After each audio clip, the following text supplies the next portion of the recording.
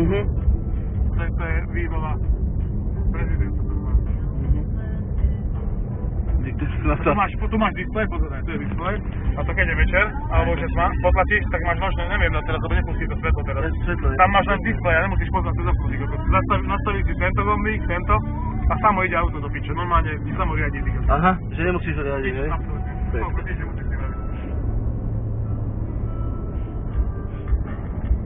A hen tam máš zadu maximálny lúb, lebo hen tam sedím tam, kde je vyšel.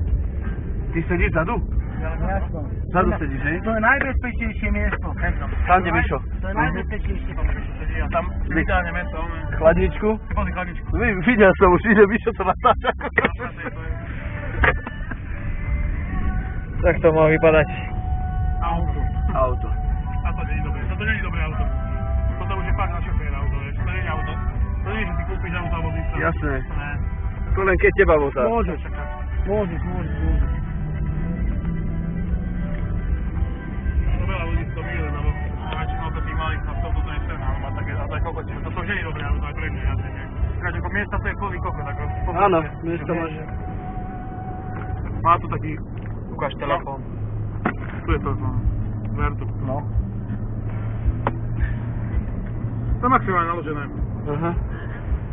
Dobre, že jazdíš, pozeráš televízor, kúpiš si to ten displej.